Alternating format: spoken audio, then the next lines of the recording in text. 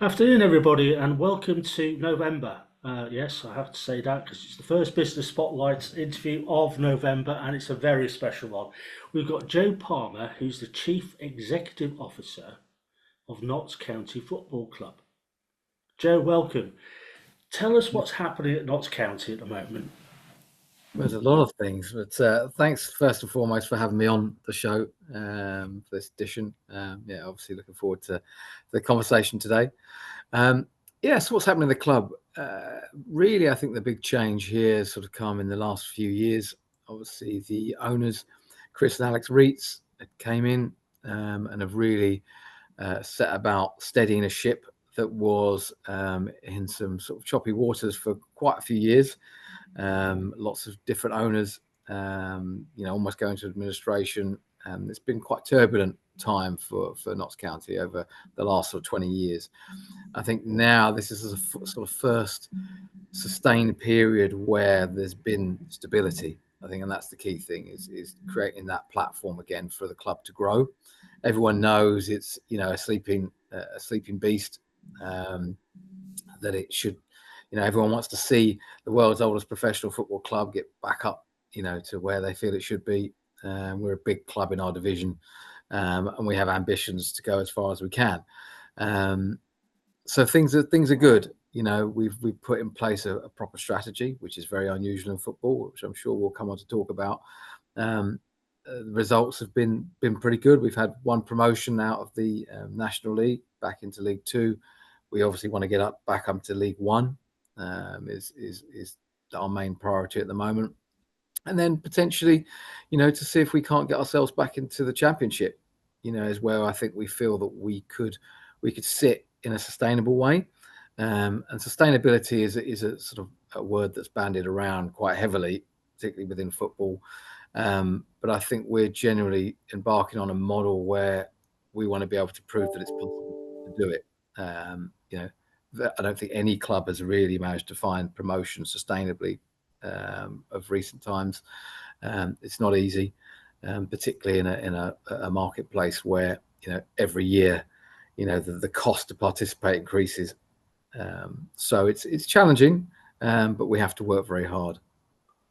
There's a lot to unwrap there, Joe. I mean, it's sort of, I think one of the things is that people watch football on the telly or go, all the fans go to the ground, which is fantastic. I mean, I've been to the ground, etc. But football's a business, isn't it? It's a crazy business, but it is a business nonetheless. You've been in it quite a few years, haven't you? I mean, it's Yeah, I have. No, Sheffield so Wednesday, all sorts of places. yeah, it is an interesting business. It's unlike any other in the sense that it's not that often in many businesses where you have the outcome can be so varied. There is a lot of factors that can affect your success that are quite often outside of the normal business sort of in control, if you like. If you imagine that your business is largely reliant on 11 players running around a pitch, anything can happen. They can have an off day. They can get injured. They could have eaten the wrong food. All sort there are thousands of potential outcomes that impact on the success on the pitch, and obviously success on the pitch in a football club largely drives success off the pitch as well. We are looking at how we can change that model to swing more in the favour of how we can control what happens off the pitch without the reliance of what's happening on it. Because I think that's the only way you can really move towards a sustainable model. And the way you do that is you need to diversify. You need to be more than a football club. Right. So I think my view is very much that the football clubs need to kind of position themselves almost as an enterprise, and to look at multiple businesses. So a football club, what is a football club? Okay, you've got the football team, the professional sports element, but you've still got the real estate element, the infrastructure. You've got the stadium. What can you do in the stadium that's particularly outside of match day income? So the way I sort of see football is looking at it in two ways. One, what I would consider traditional income streams, and one what I would call innovation income streams. So traditional are things that are related very much directly to the football. So your ticketing, your sponsorships, your hospitality, those sort of things you'd expect to, to generate income from as a result of the football. The innovation lines are the other things that you can do around the stadium or in the stadium on non-match days. So these are events. Hmm. These are utilizing and gaining more yield from the rooms that you have within the building. So it might be, you have education, you have classes that you're delivering on site. You might be offering some of your rooms out as to other businesses to let.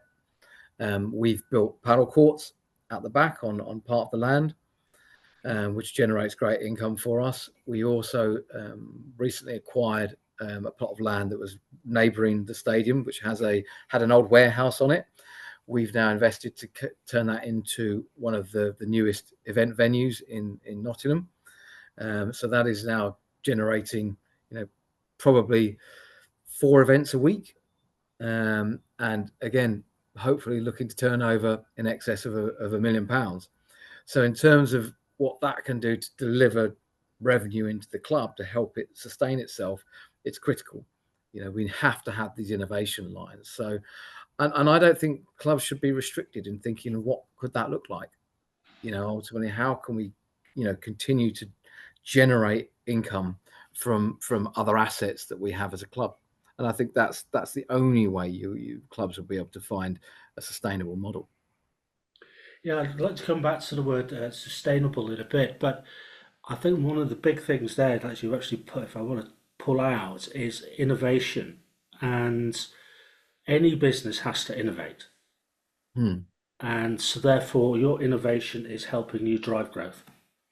Absolutely. Yeah. So it was led really by the owners. So the owners, they have a company called Football Radar. Now, Football Radar, it has the ambition to be the world's #1 resource for football data. And they use that football data for a number of different business objectives. One of the main ones is to the betting industry. So they provide data for betting companies to enable them to set betting odds. But they also support other clubs, and with certain data assets, and ultimately they drive our football model. So it's very much about recruitment. So we are very heavily data led in terms of how we recruit players. We Hmm. have a bespoke, unique model that was created by our owners.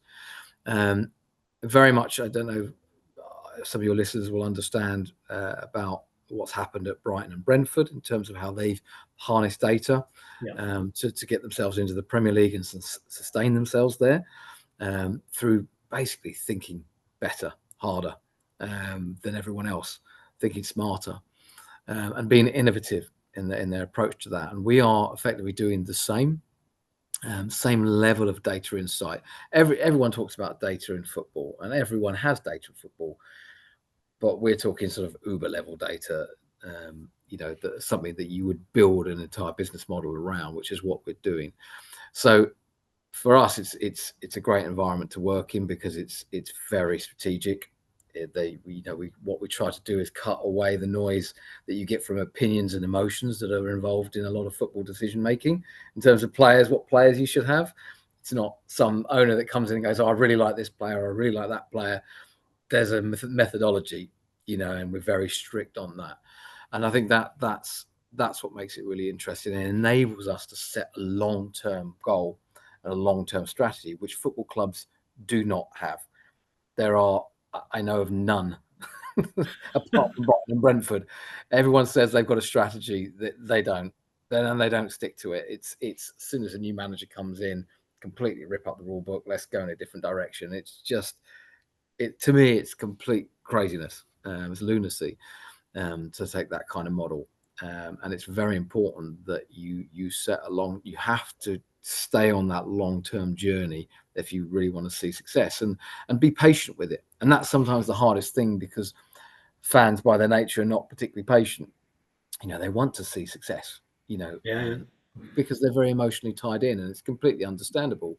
But you have to stay true to the course, and not be worried that okay, we might not go up this year, but you know it's a matter of when, not if. That's the point, you know. And I think if you don't have a long-term model, it's always going to be a question of if. So, you know, for us, it's about progressing every year, and so far, every year has been better than the last. So it's sort of showing that the model is progressing. But that obviously enables us to sort of set a much better strategy off the pitch as well, because we're much more controlled in terms of our spending. So when we're talking about the question of sustainability, we don't have knee jerks, jumps, you know, in spend. We're very, you know, we always looking to outperform our spend. That's the whole concept of the model, is that the recruitment is done at a level that enables you to recruit undervalued players that can perform at a higher level. So we basically, to become more effective with finding players that can give you the sporting results that you want. So that's how we work, and so we're able to keep. We don't have the biggest budget in the league, nowhere near. You know, but what we do is we make it work harder, Yeah. because we're bringing in. We've had smarter recruitment that brings us in players that are capable of giving us high performances. So that's the general concept on the field with that. But it obviously enables us to keep a kind of controlled approach off the pitch, because we know financially what our target needs to be. You know, because sometimes, you know, an owner could come in and go, well, I'm going to I want to spend this money. Well, you're always catching up. It's almost impossible to reach that target off the pitch. It's hard enough as it is, you know. So when you know what it's going to be in 2-3 seasons, it makes it so much easier to start to build around that. And that's the approach we have.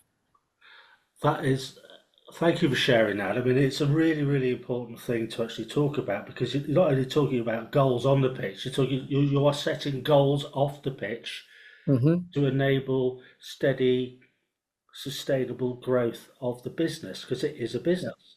Absolutely. Absolutely. And I think, you know, it can be easy to lose sight of that.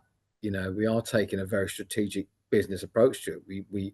You know, the decisions we make are informed by data, both on the pitch and off the pitch. You know, we've gone through our own data and digital revolution off the pitch. So before I came, it was spreadsheets, you know, it's bits of paper, and we've had to, you know, turn that around, go through a data transformation, which has been great. And now we're starting to harness that data to make decisions about, you know, how we serve drinks, what drinks we serve, you know, on match days, where, and you know, pricings and all this sort of stuff. It just, everything needs to be informed. You need to have informed decision making. You know, it can't be just emotional, finger in the air. You know, people will turn up. You know, let's just put some beer on. It's everything has to be data led. That is again a great share, because what you're actually talking about is this is a football club. People kick footballs, fans go Mm. bonkers, sometimes they're Yeah, up and sometimes they're down, and it's all the emotional stuff, but behind it all is a system. You yeah. systemize the business. System, and I think the key thing is the calm.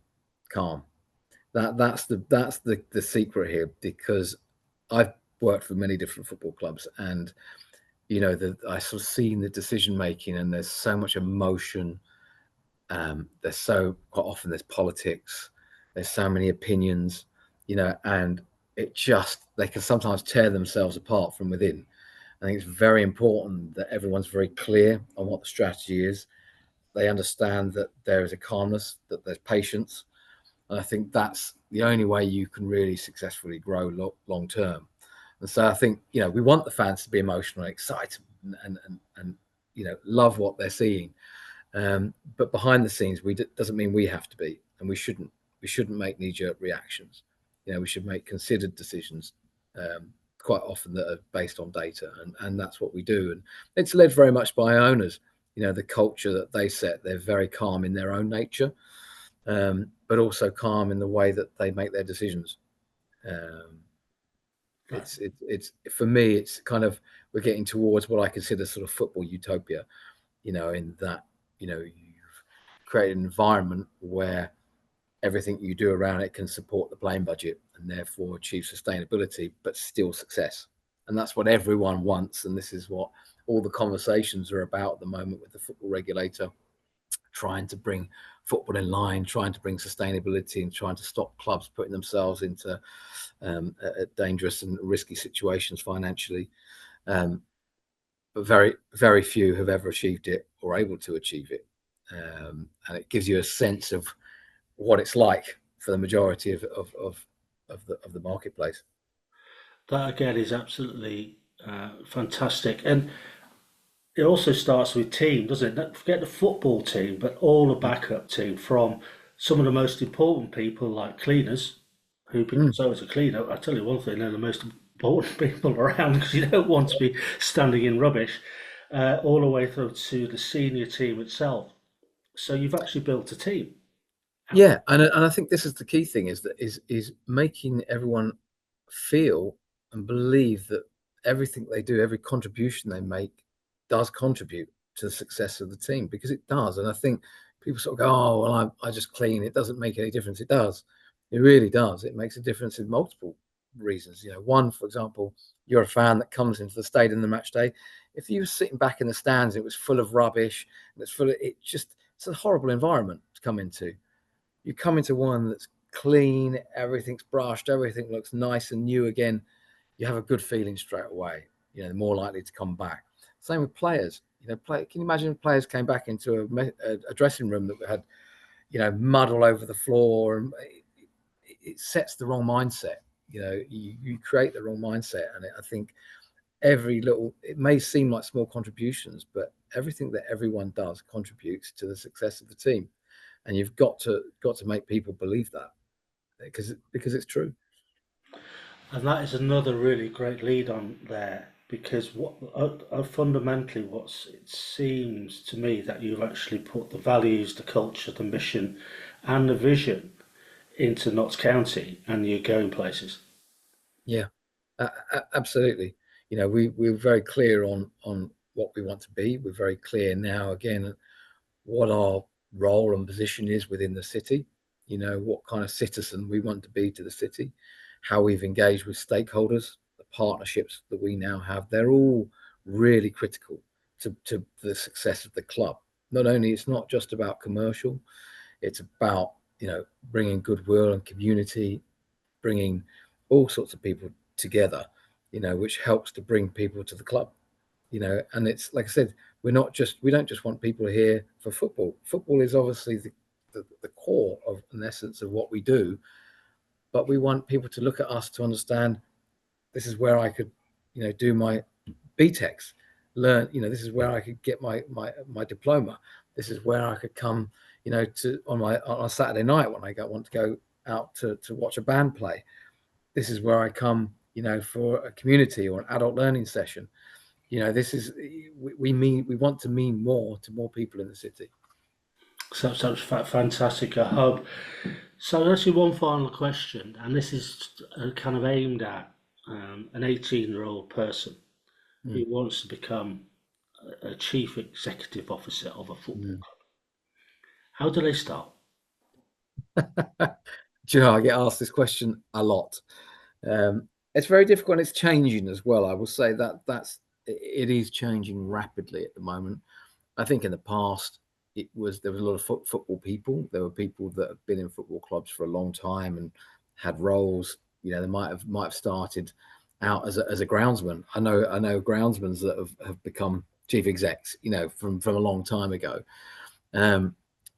My path was very different. I knew it was somewhere I wanted to get to, and my background was in advertising and marketing agencies, and I took the step to set up my own marketing consultancy, sports marketing consultancy. I started working within the sports marketplace, and then got introduced to a football club, and was asked to develop their strategy. I got into that piece of work, and that then led me to go in-house and actually implement that work. So that was my pathway. But again, that's quite different as well to a lot of people. I think nowadays, what you're seeing more and more, I think particularly with this sort of American influence that's happening with a lot of Americans that are buying clubs here is they're bringing in much more sort of corporate structures. So I'd say a lot of the chief executives tend to be kind of management accountants, that type of stuff. So it's I don't think there is one answer. It's varied around the world. So what we have here would be very different to what you might have in Poland, for example, where Poland would be more like it used to be, where you can get into a club and work your way up. Or if you have a relationship with an owner, in another business, and they might transfer you across into the club. So there's no one answer. I don't think. I know that feels like a bit of a cop out, but I think you've just got to try and find your way. It really is, if the opportunity of you can see a potential pathway, you've got to follow it. Follow the pathway, follow your instincts, and Yeah. go for it. Fantastic. Joe, thanks so much for your time. That was really enlightening. And I think we'll have quite a few views on this one. Yeah. Well, an absolute pleasure. And thanks for having me. Thank you.